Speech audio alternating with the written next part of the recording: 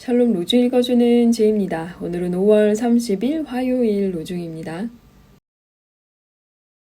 민수기 11장 23절. 예수께서 말씀하신다. 진실로 내가 너희에게 말한다. 너희 가운데 두 사람이 땅 위에서 무엇을 구할지 일치해서 구하면 하늘에 계신 나의 아버지께서 그들에게 이루어 주실 것이다. 마태복음 18장 19절. 주님의 뜻 안에 거하는 하루 되세요. 샬롬 하울람. 오늘 로중 말씀의 배경은 광야에 있는 이스라엘 백성들과 모세 그리고 하나님 사이에 일어난 일입니다. 광야로 나온 이스라엘 백성은 끊임없이 하나님께 불만을 합니다. 우리가 이집트에 있을 때는 이랬는데, 이집트에 있을 때는 이랬는데, 이집트에 있을 때는 고기 먹었는데, 지금 이러고 있는 거예요. 그러니까 이제 모세가 화가 나갖고, 하나님, 저들을 어떻게 해야 됩니까? 나는 저들을 도저히 이끌지 못하겠습니다. 그러니까 하나님이 한 지도자들 70명을 세워라. 그러면 내가 너네가 진짜 질리도록 고기는 더 이상 달라고 하지 않을 정도로 고기를 많이 먹게 해주겠다 라고 이야기를 하는데, 모세가 하나님 한번 생각해 보세요. 쟤네들 고기 먹이면 만족해 할 것 같으세요? 지금 그게 문제가 아니에요. 지금 이러고 대화를 주고받는 내용입니다. 그때 마지막으로 하나님이 하신 말씀이, 야, 내 손이 짧으냐? 라고 하시는 거예요. 모세는 자기 백성에게 희망을 보지 못했습니다. 그들은 안 될 거라고 지금 확신하고 있어요. 그러자 아주 재밌는 사건이 하나 일어납니다. 모세가 선출한 70명의 장로들에게 하나님의 영이 임한 거예요. 그래서 그들이 막 예언을 하기 시작한 겁니다. 성경에 보면 그들이 모세처럼 예언했다라고 이야기를 하고 있어요. 그러니까 백성들은 이런 불만을 했겠죠. 당신이 뭔데 우리를, 모세 당신이 뭔데 우리를 이렇게 이끌어? 당신이 왜 지도자야? 라는 이제 의문을 계속 제기했겠죠. 그러니까 결국은 보이지 않는 하나님에 대해 원망한 게 아니라, 당신이 뭔데 우리를 이 광야로 끌고 나와서 개고생을 시키냐? 우리 이집트에 있을 때 파라오 섬길 때 고기 먹지 않았느냐? 지금 이러고 있는 거예요. 그러니까 모세가 이제 진절머리가 난 거죠. 그러니까 하나님이 70명의 장로들에게 모세에게 주셨던 영을 허락하십니다. 그러니까 이 말은 모세만이 아니라 70명의 지도자가 새롭게 생겨났다는 뜻이겠죠. 근데 아주 일시적으로만 영을 허락하십니다. 그러니까 그 모습을 보고 여호수아가 모세를 찾아와 갖고, 아이고 어르신, 이건 아닐 될 일 아닙니까? 지금 당신이 바로 서야 이스라엘 백성이 바로 서지, 저렇게 70명에게 영을 막 허락하고 이래서 이거 우리나라 우리 민족 이거 이제 절단나는 거 아닙니까? 이러니까 모세가 투덜투덜하면서, 나는 오히려 주님께서 모든 백성에게 다 영을 부어주었으면 좋겠다. 그들 모두가 예언자가 됐으면 좋겠다 하고 29절에 이야기를 하고 있어요. 그러니까 모세도 지도자 하기 힘들었던 거죠. 그러니까 모두에게 하나님의 영이 임해서 그냥 각자 도생하고 살았으면 좋겠다 차라리, 이러고 있는 겁니다. 이런 상황 속에 우리 하나님의 계획은 차곡차곡 이루어집니다. 어느 날 갑자기 메추라기 때가 이스라엘 백성에게 다가오고, 이스라엘 백성은 그거를 보면서 이제 잡아먹으려고 했겠죠. 그들이 씹기도 전에, 그 고기를 막 탐욕스럽게 먹으려고 하는 그 사람들이 씹기도 전에 하나님이 크게 진노하셔서 백성들에게 재앙을 내리치셨는데, 그곳 이름을 기브롯 핫다와라고 불렀답니다. 탐욕에 사로잡힌 백성을 거기 묻었다라는 뜻이에요. 이 말씀을 보면서요, 오늘날 가나안 영성을 한번 생각해 보게 됩니다. 나왔다고 끝이 아닌 거예요. 이집트에서 탈출했다고 끝이 아닙니다. 광야에서 어떻게 살아야 하느냐라는 삶의 문제가 여전히 남아있는 거예요. 옛날에 교회 다닐 땐 그래도 이게 낫었는데 라고 하면서 끊임없이 현실에 집중하지 못하고 옛 것에 사로잡혀서 내 자기만족을 위해 신앙생활하는 거, 하나님은 그거를 결코 그냥 두지 않으신다는 겁니다. 우리 서로 공동체가 지금 민수기의 상황하고 비교해서 본다면 광야로 나와 있는 공동체가 된 거죠. 이곳에서 우리는 무엇을 해야 할까? 이곳에서 우리는 어떤 영성을 추구해야 할까? 민수기 11장에 나타난 광야의 이스라엘 백성과 모세 그리고 하나님의 이야기를 통해 지혜를 얻기를 바랍니다. 오늘도 좋은 하루 되세요. 4장. 예수님이 성령님으로 가득 차서 요르단 강에서 돌아오셨다. 예수님은 성령님에게 이끌려 광야에서 다니셨다. 거기서 40일 동안 마귀에게 유혹을 받으셨다. 그동안 아무것도 드시지 않으셨고 그 기간이 다 지나자 예수님은 배가 고프셨다. 마귀가 예수님께 말했다. 그대가 하나님의 아들이면 이 돌에게 말해서 빵이 되게 해보시오. 예수님이 마귀한테 맞받아치셨다. 성경에 이렇게 적혀 있다. 사람이 빵으로만 사는 것은 아니다. 그러자 마귀가 예수님을 이끌고 올라가서 세상의 모든 나라들을 눈 깜빡할 사이에 보여주었다. 그러고는 마귀가 예수님께 말했다. 그대에게 이 모든 권한과 그 영광을 주겠소. 그것이 나에게 넘어와 있고 내가 주고 싶은 사람에게 그것을 주기 때문이요. 그러므로 바로 그대가 내 앞에 엎드려 절하면 그것이 다 그대 것이 될 것이요. 예수님이 맞받아쳐서 마귀에게 말씀하셨다. 성경에 이렇게 적혀 있다. 너는 주님, 곧 너의 하나님께 엎드려 절해야 한다. 그분만을 섬겨야 한다. 그러자 마귀가 예수님을 예루살렘으로 이끌어 가서 성전 꼭대기에 서시게 하고 말했다. 그대가 하나님의 아들이면 여기서 몸을 아래로 내던져 보시오.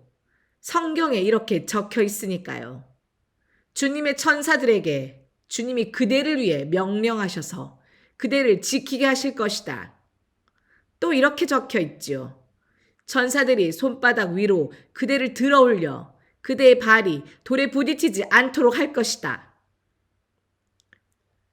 예수님이 마귀에게 맞받아쳐 말씀하셨다. 이런 말씀이 있다. 주님, 곧 너의 하나님을 함부로 떠보지 마라. 유혹하는 일을 다 끝마치고 마귀가 예수님에게서 물러나 적절한 때를 기다렸다. 예수님이 성령님의 능력에 사로잡혀 갈릴레아로 돌아오셨다.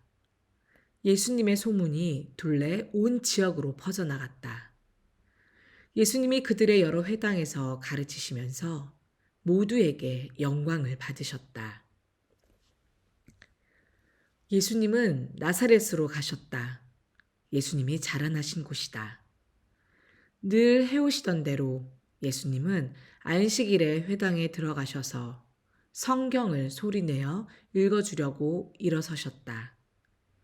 예수님께 예언자 이사야의 두루마리를 내드리자 예수님이 그 두루마리를 펼쳐서 이렇게 적혀 있는 곳을 찾으셨다.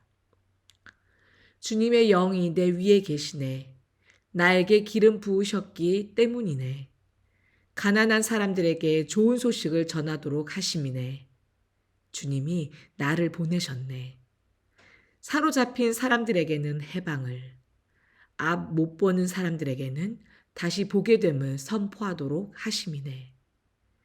짓눌린 사람들을 해방시켜 내보내도록 하심이네. 주님이 은혜로 받아주시는 해를 선포하도록 하심이네.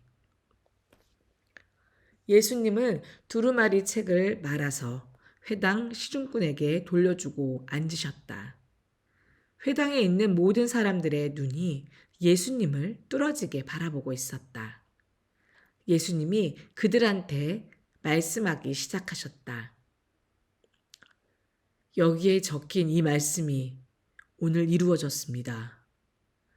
여러분이 두 귀로 들은 대로입니다. 모두가 증언하기를 예수님이 옳다고 하고 그분의 입에서 흘러나오는 은혜의 말씀에 놀라워하고 있었다. 그러면서 말했다. 이 사람은 요셉의 아들 아닌가? 그러자 예수님이 그들한테 말씀하셨다. 여러분은 나에게 틀림없이 이런 옛말을 들이댈 겁니다. 의사 선생, 당신 자신이나 고쳐보시오. 가버나움에서 했다고 우리가 들은 일들을 모두 여기 당신 고향에서도 해보시오. 이런 말씀도 하셨다. 아멘, 여러분에게 말합니다. 어떤 예언자라도 자기 고향에서는 받아들여지지 않습니다. 정말로 여러분에게 말합니다. 엘리야 때에 남편 여인 여자들이 이스라엘에 많이 있었습니다. 그때 3년 6개월 동안 하늘이 닫혔고 온 땅이 기근에 크게 시달렸습니다. 그런데 하나님이 엘리야를 그들 가운데 아무한테도 보내지 않으셨습니다. 오직 시돈의 사렙다에 사는 남편 여인 여자한테 뿐이었습니다. 예언자 엘리사 때는 이스라엘에 심한 피부병 앓는 사람이 많이 있었습니다.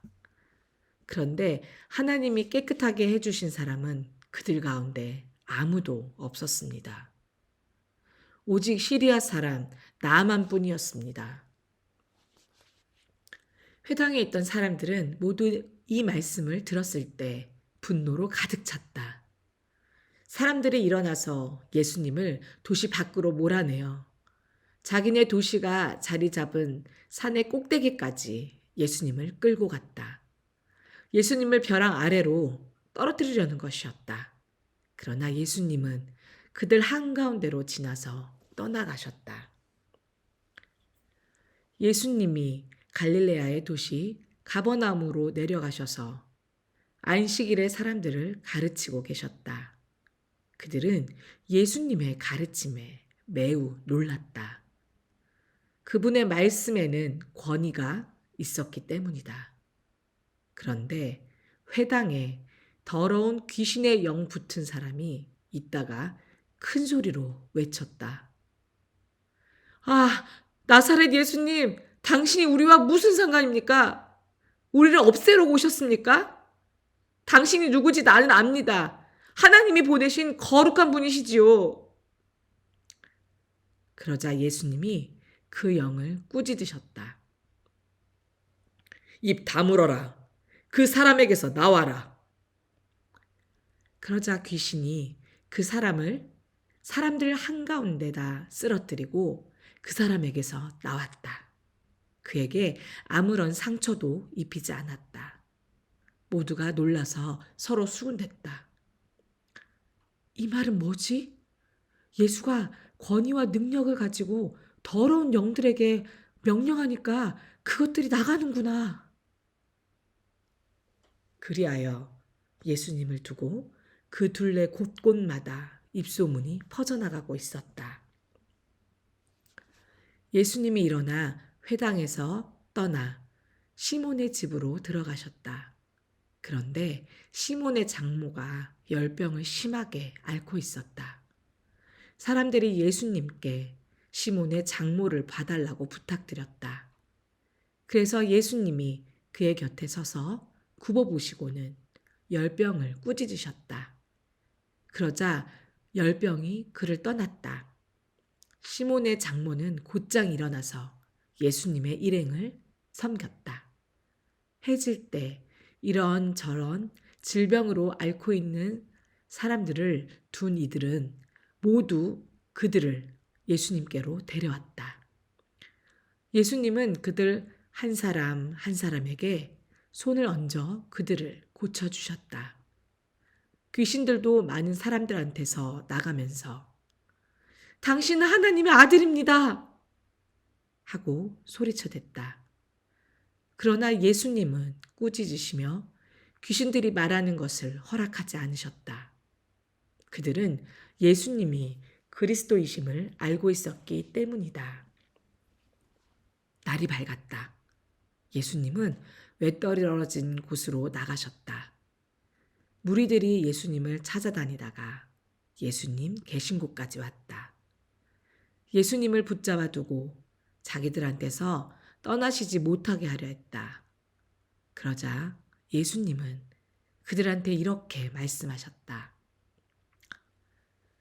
다른 도시들에도 하나님 나라의 좋은 소식을 내가 전해야만 합니다. 이 일을 하도록 보내심을 받았으니까요. 그리고 예수님은 유대아의 여러 회당에서 말씀을 계속 선포하셨다. 아멘.